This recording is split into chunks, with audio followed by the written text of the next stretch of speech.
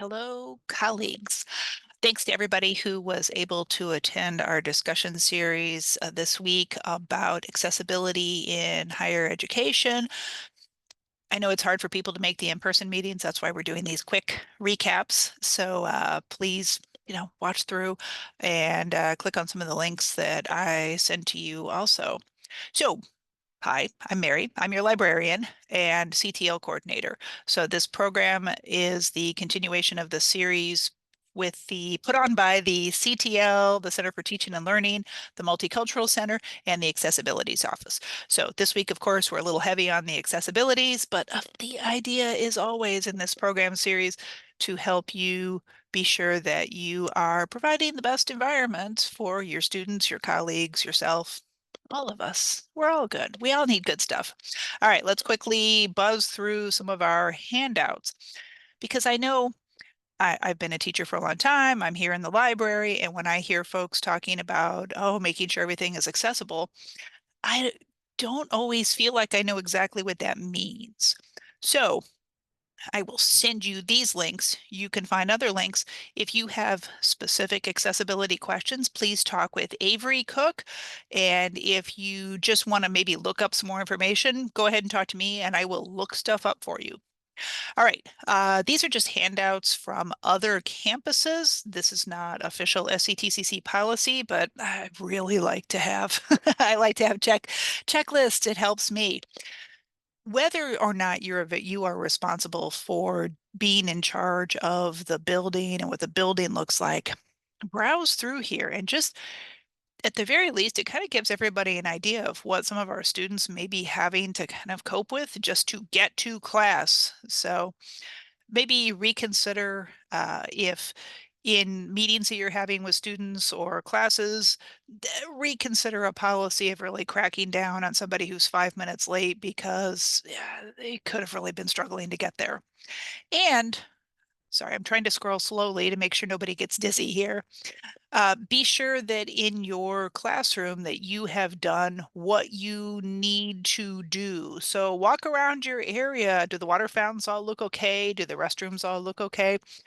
I mean, probably this has been taken care of, and we know our facilities folks are great, but hey, help out a little bit. And if you see an issue or maybe something broke, tell facilities about it. All right, this is from University of Northern Georgia. This is their military college. This is just a quick thing, and it talks about accessibility for events and programs. So if you're putting on some sort of event, some sort of program, a few things that you're going to want to make sure that you are thinking about. And again, I know it says programs, and maybe you do programs, and maybe you do in classroom things. Still, make sure that all of this works for you. So, are your tables, at the appropriate height? Can we fit wheelchairs someplace into your classroom? This, the evacuation plan. So everybody, it doesn't matter who you are, you should be planning for how you evacuate a room. And I know Carol and security has been through a lot of work with everybody to make sure that we feel confident in that. But take it on yourself to look around your class. Every class that you have, look around the room and say, hey, if the fire alarm goes off, if a tornado goes off, or the tornado alarm goes off, how do I get people either out of here or back in here and safely? So this is one thing that I discovered at one of my libraries is that I had people who worked on the third floor, and in tornadoes, our procedure was to go down to the basement.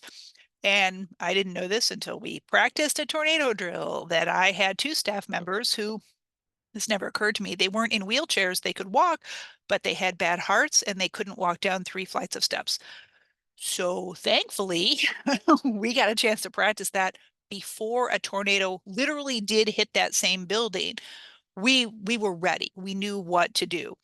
So think about what you're going to do. And if you don't have to know all of this. If you don't know, you're looking around and you're thinking, well, what would I do if I had a student in a wheelchair in this room and the building catches on fire? Talk to talk to Carol, talk to Avery. Um, I'm not in charge of that, but I can help you find some information. So between all of us, somebody will be available to help you. Now, I like this website. This is promoting universal design in higher education. I think this website looks unbelievably tacky, but it's a stylistic choice for me. The information is still really good. So there's a bunch of stuff in here. We're just looking at the tools and resources because I like a checklist. I like to just tell me what to do. So you can scroll through here and just pick out some things that might be interesting and useful to you. So, oh, making sure that your tests universally designed, everybody will be able to have it, use it, see it. Cool. Your syllabus, making sure that it's accessible. All of that is important. So I checked the access to libraries for people with disabilities. I've been through actually quite a bit of training in making libraries accessible, and this link is broken, but it did make me go out and check with our National American Libraries Association to be sure that I had the latest checklist. And so I'm going through that checklist and making sure that the library is as absolutely accessible to everybody as we can make it. Why are we doing this? Because there's just not a lot of point to having higher education opportunities for people that aren't really opportunities. You want it to be accessible to everyone. Otherwise, I mean, I could just sit here in my office and look out the window and read a book and just say, oh, the library's here. But if it's not actually accessible, I'm wasting my time. I'm wasting their time. None of it's good.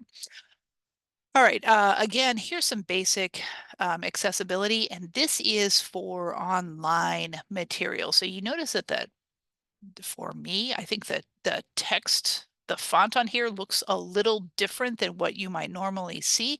That's an accessibility thing. They're doing it to be more accessible. You can download a PDF with the condensed checklist. Again, I love a checklist. Just tell me. Don't make me dance around. Just tell me and I'll do it. But you can scroll through here and make sure that everything on your D2L page, are you putting up images? Are you putting up links? Are you doing it correctly? It's not that hard to learn like how to put your alt text on images. Every single image that you ever put online should have alt text with it. And I'll tell you, it's shockingly easy.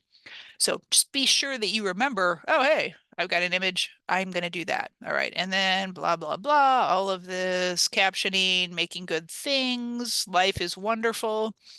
Here's your checklist. You can read yourself.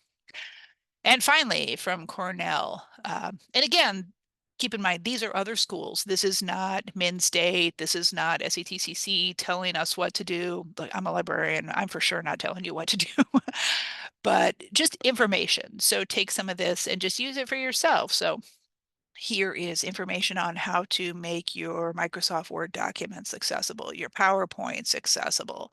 You should be sharing all of this with your students. So they say Canvas, that's their D2L. So when they say Canvas, you think D2L. I feel like we're cheering for this. Anyway, and then whatever else you are doing to make sure that your material that you share with your students, with your colleagues, with everybody. Make sure it's accessible. That's that's the whole point. Before a few bozos who feel like they need more attention in life decided to say that this was evil, the idea that we should all be able to like come together and make things work for everybody, I mean, I feel like that was a very, I learned this in kindergarten idea.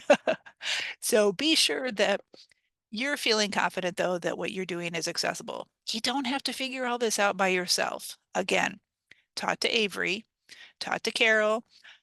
I'm not the boss of accessibility in any way, but I will help you to find more of this information or find maybe some standards for your area. What are the standards for accessibility in history? What are the standards for accessibility in automotive repair? I mean, I don't know, but let's look it up because they exist someplace. All right. If you have questions, talk to Avery, talk to Jerry in the Multicultural Center. Come find me. I'm in the library all the time. Our next meeting will be uh, Wednesday, October 9th, and we will talk about implicit bias and its impact. I like to refer to that as the don't be a jerk accidentally. If you're going to be a jerk to somebody, mean it. But you should probably never be a jerk to your students. So let's come work on some implicit bias skills and make sure that, we're being the good version of Minnesota nice to everyone. All right. I will see you then. Bye bye.